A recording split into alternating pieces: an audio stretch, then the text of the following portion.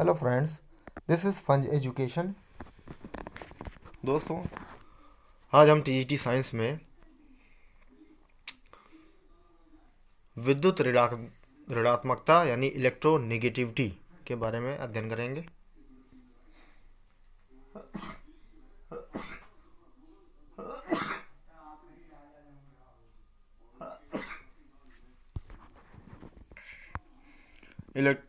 Electronegativity के बाद जो है हम इनके प्रभावित करने वाले कारक, उसके बाद कुछ महत्वपूर्ण बिंदु हैं, फिर इनके अनुप्रयोग हैं, अनुप्रयोग पढ़ेंगे, फिर बंद लंबाई ज्ञात करना, जो है इनकी आध्यात्मिक प्रकृति, सब इस पर डिपेंड करने वाले सब चीज़ जो है कारक हैं, आईपीएससी नेम है, ये पूरा करेंगे। चलिए स्टार्ट करते हैं। इलेक्ट्रोनेगेटिविटी। तो इलेक्ट्रोनेगेटिविटी होता क्या है?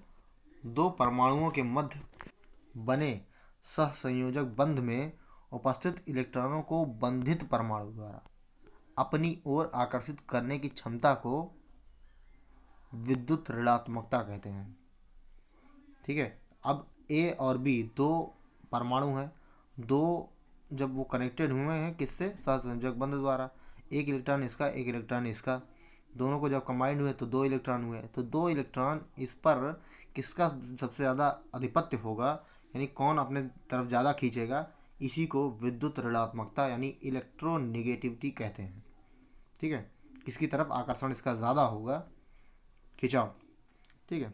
विद्युत ऋणता या विद्युत ऋणात्मकता को सर्वप्रथम पॉलिंग ने दिया था। पॉलिंग नामक एक वैज्ञानिक थे जिन्होंने सर्वप्रथम इसको बताया था, तथा यफ की विद्युत ऋणात्मकता को सर्वाधिक यानी 4 माना। सबसे ज़्यादा जो ऋणता है होती है वो फ्लोरीन की होती है, मानकर अन्य तत्वों की विद्युत ऋणता को ज्ञात किया था।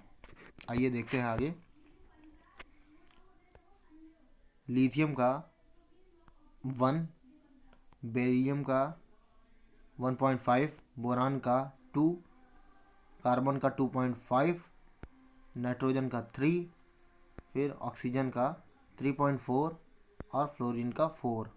क्लोरीन का फिर थर्ड आ जाएगा, और सल्फर का 2.5, फास्फोरस का 2.1, सिलिकॉन का 1.8, एल्युमिनियम का 1.5, फिर मैग्नीशियम का 1.2 और सोडियम का 0.9।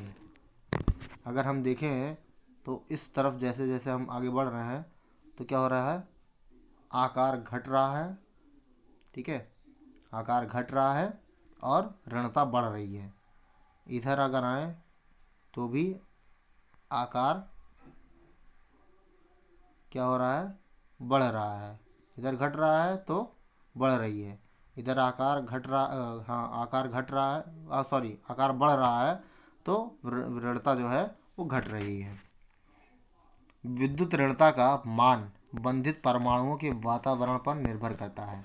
ठीक है, जिस वातावरण में बने हुए हैं ये इस पर निर्भर करता है। विद्युत ऋणता सर्वाधिक जो है आध्यात्मिक प्रकृति की माप होती है। जो ऋणता है वो आध्यात्मिक प्रकृति, जितना ज़्यादा होगा वो और ज़्यादा आध्यात्मिक होंगे। अब विद्युत ऋणता को प्रभावित करने वाले कारक, आइए पहला कारक है परमाणु का आकार। आकार से इनके ऋणता पर प्रभाव पड़ता है। पहला है परमाणु का आकार घटने पर नाभिक का इलेक्ट्रॉन या इलेक्ट्रोनेगेटिविटी जो होती है, इलेक्ट्रॉन पर आवेश बढ़ जाता है, जिससे विद्युत ऋणता जो है बढ़ती है। ठीक है, यहाँ देखिए आकार अगर ज़्यादा हो तो ऋणता कम होती है। यहाँ अगर हम बाएं से दाएं चलें, अभी ऊपर देखा गया कि आकार घट रहा था तो विद्युत ऋणात्मकता बढ़ रही थी। ठीक, ऊपर से नीचे आते हैं तो आकार बढ़ता है लेकिन ऋणता घटती है। फिर जेड इफेक्टिव यानी प्रभावी नाभिकीय आवेश। जेड इफेक्टिव बढ़ने पर बंधित इलेक्ट्रॉन युग्म को आकर्षित करने की क्षमता बढ़ जाती है। ठीक है, अगर जेड इफेक्टिव ज़्यादा होगा तो इलेक्ट्रॉन युग्म को आकर्षित करने की क्षमता बढ़ जाती है, जिससे जब क्षमता बढ़ जाएगी तो ऋणता भी बढ़ जाएगी। भाई उसी को खींचने की पावर ही बढ़ जाएगी तो ऋणता भी बढ़ जाएगी। थर्ड है परिरक्षण प्रभाव। परिरक्षण प्रभाव बढ़ने पर आंतरिक कोशों के इलेक्ट्रॉनों का प्रतिकर्षण बढ़ेगा। अगर प्रतिकर्षण बढ़ेगा तो ऋणता घटेगी, क्योंकि वो सोचेगा कि हाँ जाने दो यार, ये वाला आगे वाला इलेक्ट्रॉन है, इसको जाने दो, इसको प्रतिकर्षण देगा, तो ये ऋणता घटेगी। जेड इफेक्टिव का अपोजिट होगा। ऑक्सीकरण संख्या, ऑक्सीकरण अवस्था बढ़ने पर ऋणता जो है भी बढ़ती है, क्योंकि नाभिकीय आकर्षण बढ़ता है। जब ऑक्सीकरण अवस्था बढ़ेगी तो ऋणता भी बढ़ती है। ठीक है, जैसे यहाँ जो है Fe3+ का ज़्यादा होगा ऑक्सीकरण संख्या और Fe2+ का कम होगा। फिफ्थ है संकरण यानी हाइब्रिडाइजेशन। संकरण में यदि बंधित परमाणु परसेंट में यस लक्षण रखते हैं, ठीक है, यस लक्षण बढ़ते हैं तो ऋणता जो है भी बढ़ती है। ठीक है, जैसे यहाँ कार्बन में sp3 है, sp2 अगर किया जाए और sp, ठीक है, तो इसमें 25%, इसमें 25% यस होगा, इसमें 33% यस होगा, इसमें 50% यस होगा। ठीक है, यहाँ जैसे अगर पहले वाले का इधर देखा जाए तो ये सबसे कम में है, तो इसका इलेक्ट्रोनेगेटिविटी जो होगी सबसे कम होगी, और जिसका एस परसेंटेज और बढ़ेगा तो इसका जो है इलेक्ट्रोनेगेटिविटी और ऊपर होगी, यानी आगे ज़्यादा होगी। आगे चलते हैं महत्वपूर्ण बिंदु पे। आवर्त में हम जब आवर्त में बाएं से दाएं चलते हैं, ठीक है, बाएं से दाएं चलते हैं तो ऋणता जो है वो बढ़ती है, जबकि वर्ग में अगर चलते हैं ऊपर से नीचे तो विद्युत ऋणता घटती है। फिर अधिकतम विद्युत ऋणता किसकी होती है? 4 यानी फ्लोरीन की, जबकि न्यूनतम जो विद्युत ऋणता होती है वो CS की होती है 0.7। ठीक है, अक्रिय गैसों की विद्युत ऋणता 0 होती है, क्योंकि उनको ज़रूरत नहीं होती है, क्योंकि ये परमाणु एक एक परमाणु होते हैं, मतलब इनको जो है कॉम्बिनेशन की ज़रूरत नहीं होती है, वो खुद में अस्थायी होते हैं। आगे चलते हैं, नाइट्रोजन और क्लोरीन की विद्युत ऋणता समान होती है, परंतु क्लोरीन की विद्युत ऋणता को प्राथमिकता दी जाती है। ठीक है, क्योंकि इनका पार्शियली पॉजिटिव, इनका पार्शियली नेगेटिव, ये उदासीन कर देता है, इन दोनों का समान होता है। अब चलते हैं विद्युत ऋणता के अनुप्रयोग। पहला है बंध में आयनिक लक्षण का, या आयनिक लक्षण या ध्रुवीयता। ठीक है, जब सहसंयोजक बंध दो समान परमाणुओं के मध्य होता है, A और B कोई दो परमाणु हैं, इन दोनों के बीच में कोई सहसंयोजक बंध होता है, तो दोनों परमाणुओं की विद्युत ऋणता समान होने के कारण इसे शुद्ध सहसंयोजक बंध कहा जाता है। ठीक है, अगर दोनों की ऋणता समान है तो इनके बीच जो बंध होता है वो शुद्ध सहसंयोजक बंध यानी प्योर कोवैलेंट बॉन्ड कहलाता है। ठीक है, और यदि सहसंयोजक बंध में दो भिन्न भिन्न विद्युत ऋणी जो है परमाणु के मध्य बनता है, तो उच्च विद्युतीय तत्व, जो उच्च ऋण विद्युतीय तत्व जो होता है या परमाणु पर ऋणावेश, जबकि निम्न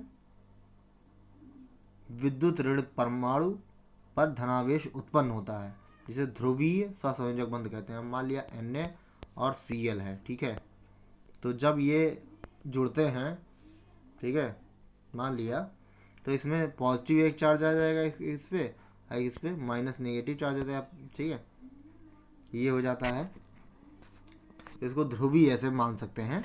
ठीक है, आगे चलते हैं विद्युत ऋणता अंतर। ठीक है, इलेक्ट्रोनेगेटिविटी के डिफरेंस जो है पहली और लास्ट में बढ़ने पर बंध में ध्रुवीयता बढ़ती है। ठीक है, अगर ये अंतर ज़्यादा होगा तो ध्रुवीयता भी बढ़ेगी, यानी पोलर वो बना लेंगे, इस जिसको हम आयनिक लक्षण बताते हैं, यानी बढ़ता है। जैसे hydrogen fluoride, hydrogen chloride, hydrogen bromide and hydrogen iodide अगर ऐसे चलते हैं, ठीक है, तो क्या होता है, इलेक्ट्रोनेगेटिविटी जो होती है, इलेक्ट्रोनेगेटिव नहीं, ये विद्युत ऋणता का अंतर जो होता है वो कम होता है और ध्रुवीयता कम होगी। ठीक है, अब जब ध्रुवीयता कम होगी तो वो आयनिक लक्षण भी कम होगा। ठीक है, अगर बढ़ेंगे तो बढ़ेगी, अगर घटेगी तो तीनों घटेगी साथ में। ठीक है,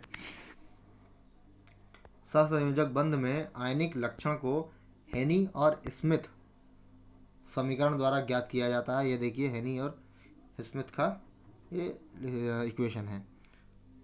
आयनिक लक्षण बराबर जो होता है 16 XA-XB प्लस 3.5 गुणित XA-XB का स्क्वायर यानी वर्ग। ठीक है, ये हमारा हेनी और स्मिथ का आयनिक लक्षण ज्ञात करने का समीकरण है। इससे हम आयनिक लक्षण ज्ञात कर सकते हैं। अगर ये इनका जो डिफरेंस है ई एन डिफरेंस जो है वो 2.1 होता है तो बंध में 50%, ठीक है, आयनिक तथा 50% सहसंयोजक बंध होता है। यानी लक्षण जो होता है 50-50 होगा अगर 2.1 होता है तो। आगे चलते हैं, बंध लंबाई ज्ञात करना। बंध लंबाई जो है स्टीवेशन और सोमाकर समीकरण द्वारा बंध लंबाई ज्ञात की जाती है। यही हमारा पहले भी एक बार यूज़ किया गया जा सकता है। D A minus B is equal to D A plus R A plus R B, यानी इनकी त्रिज्याएँ हैं। ठीक है, -0.09 X A minus X B ये हो जाता है। ठीक है, ये दोनों की रेडियाई है। और ये विद्युत ऋणता का अंतर बढ़ता है जब तो बंध लंबाई घटती है। ठीक है, जैसे ऋणता बढ़ेगा तो एक दूसरे को खींचेंगे। ठीक है, जो ज़्यादा पावरफुल होगा वो एक दूसरे को खींचेगा, तो जब खींचेगा तो उसकी बंध लंबाई घट जाएगी। अगर ऋणता ज़्यादा है तो दोनों का डिफरेंस अगर ज़्यादा है तो, अगर इक्वल है तो आराम से जो है मीडियम पे रहेगा। फिर धात्विक प्रकृति, विद्युत ऋणता बढ़ने से अधात्विक प्रकृति बढ़ती है। जैसे भी ऋणता बढ़ेगी अधात्विक प्रकृति बढ़ती है। बाएं से दाएं अगर चलते हैं तो क्या होता है, विद्युत ऋणता बढ़ती है।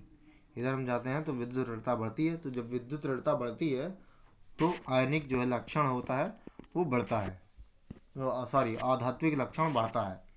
अगर ऊपर से नीचे आते हैं तो क्या होता है, ये इलेक्ट्रोनेगेटिविटी जो होती है वो घटती है। तो जब ये घटेगी तो ये भी घटेगा। ठीक है, आयनिक जो है आधात्विक लक्षण भी घटेगा। यानी यहाँ भी हम कह सकते हैं फ्लोरीन में सबसे ज़्यादा फ्लोरीन ही होगा इलेक्ट्रोनेगेटिविटी। तो इसकी आयनिक जो आधात्विक प्रकृति भी होगी तो आधात्विक सबसे ज़्यादा आधात्विक यही होगा, इसकी प्रकृति ज़्यादा होगी। आगे चलते हैं, बंध की सामर्थ्य ज्ञात करना। ठीक है, अब जो इलेक्ट्रोनेगेटिविटी होती है उसी पर बंध का सामर्थ्य भी होता है, डिपेंड करता है। विद्युत ऋणता अंतर अगर ज़्यादा होगा, ठीक है, तो बंध की सामर्थ्य और स्थायी भी ज़्यादा होगा। जैसे एच एफ में सबसे ज़्यादा होता है, फिर कैल जो है एच सी एल में, फिर एच बी आर में, और सबसे कम एच आई में होता है। इनका स्थायित्व यानी सबसे कम होता है, क्योंकि इसमें जो होता है विद्युत ऋणता वो सबसे ज़्यादा होती है, सॉरी सबसे कम होती है इसमें, और सबसे ज़्यादा इसमें होती है। फिर जल अपघटन की क्रिया विधि, ये देखिए जल अपघटन की क्रिया विधि है BCl3। ये BCl3 है, इसको जो है जल के साथ किया गया है तो ये पार्शली सब पॉजिटिव और नेगेटिव में टूट जाते हैं। उसके बाद बना लेते हैं बोरिक एसिड H3PO3 यानी H3PO3 प्लस HCl बना लेते हैं। ठीक है, यहाँ जो है इस फॉर्म में भी होता है तो बनाता है क्या,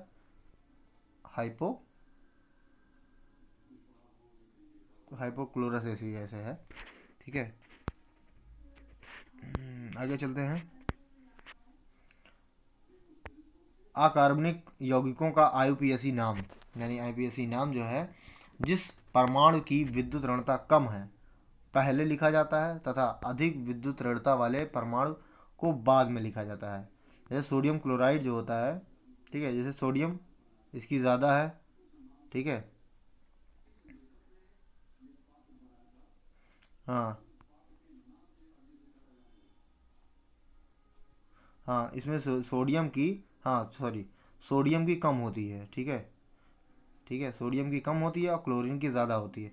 तो जो है जिसका कम होगा उसका पहले ज़्यादा लिखेंगे। सोडियम का कम है तो सोडियम का पहले लिखा जाएगा, सोडियम क्लोराइड। फिर इसमें क्लोरो का कम है, ऑक्सीजन का ज़्यादा है। ठीक है, क्लोरो का क्लोरो ऑक्साइड ये कहेंगे।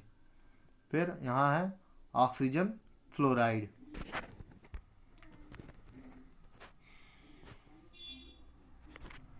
आगे चलते हैं, हाइड्रोक्साइड प्रकृति। अगर कोई भी तत्व जो है हाइड्रोक्साइड बनाता है तो उसमें क्या होता है, सबसे पहले जब टूटता है तो ये AO माइनस में और H प्लस में, ये भी ऐसा ही होता है केस नंबर 2 में। ठीक है,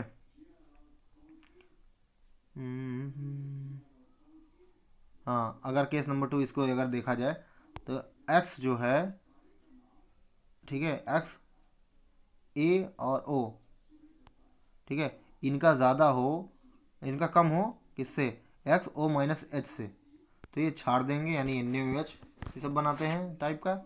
और अगर XOA ग्रेटर हो किससे, OH से, तो ये अम्ल बनाते हैं। ठीक है,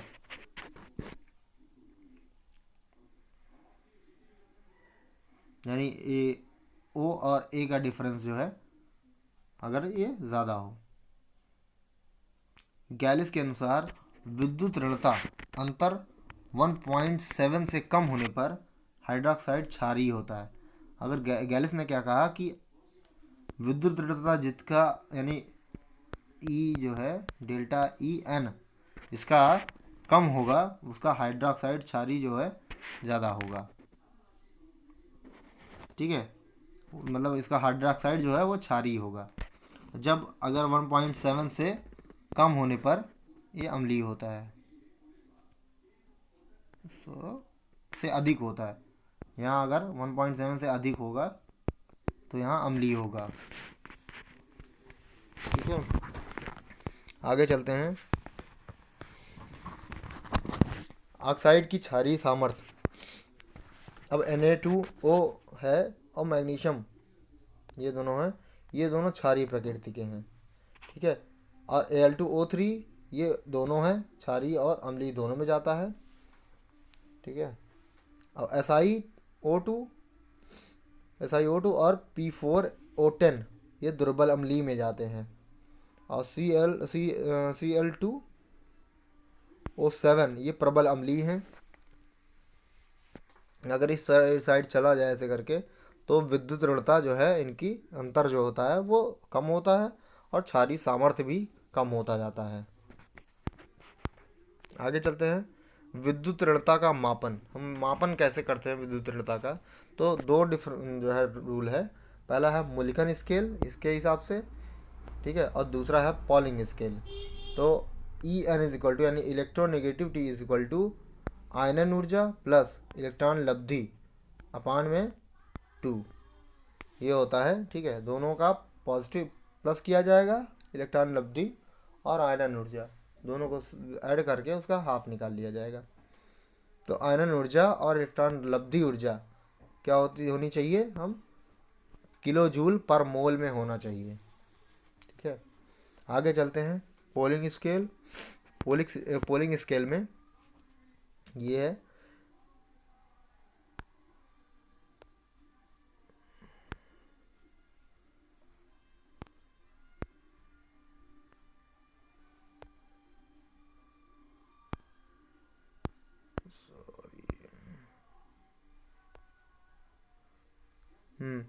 तो पोलिंग स्केल में delta EN is equal to 0.208 ये होगा इंटू अंडर रूट में डेल्टा E। ये क्या होती है, अनुनादी ऊर्जा होती है, जो कि किलो कैलोरी पर मोल में होता है। और A-B जो बंद होता है उसके हिसाब से देखा जाए तो डेल्टा EA-B ये हो जाएगी प्रायोगिक बंद ऊर्जा माइनस सैद्धांतिक बंद ऊर्जा। ठीक है, जो प्रयोग के हिसाब से बंद ऊर्जा है वो, और सैद्धांतिक रूप से जो बंद ऊर्जा है वो, उनका डिफरेंस। ठीक है, तो इतना करने के बाद जो है ये हो जाएगा XP, जो होगी हमारी पोलिंग स्केल से हिसाब से X P is equal to हो जाएगी एक्स अपन अपान 9.8, इससे हम निकाल लेंगे। आगे चलते हैं। संयोजकता, किसी परमाणु द्वारा सहसंयोजक बंध बनाने की क्षमता उसकी सहसंयोजकता कहलाती है। ठीक है, कोई परमाणु अगर है, ठीक है, वो दूसरे के साथ यानी ए अगर परमाणु है दूसरे के साथ संयोज कैसे बनाए, ठीक है, उसने की क्षमता यानी कितना इलेक्ट्रॉन वो ले सकता है उससे या साझा कर सकता है, सहसंयोजक बनाने में कितना इलेक्ट्रॉन साझा कर सकता है, तो उसकी वो संयोजकता होती है। ठीक है, परमाणु के बाह्यतम कोश में उपस्थित इलेक्ट्रॉन की संख्या संयोजकता बनाती है। अब अगर इसके पास बाह्यतम कोश में 2 इलेक्ट्रॉन है तो इसकी संयोजकता कितनी हो जाएगी, कितनी हो जाएगी, बाह्यतम कोश में इलेक्ट्रॉनों की संख्या 2 हो जाएगी, तो संयोजकता भी 2 ही हो जाएगी। ठीक है,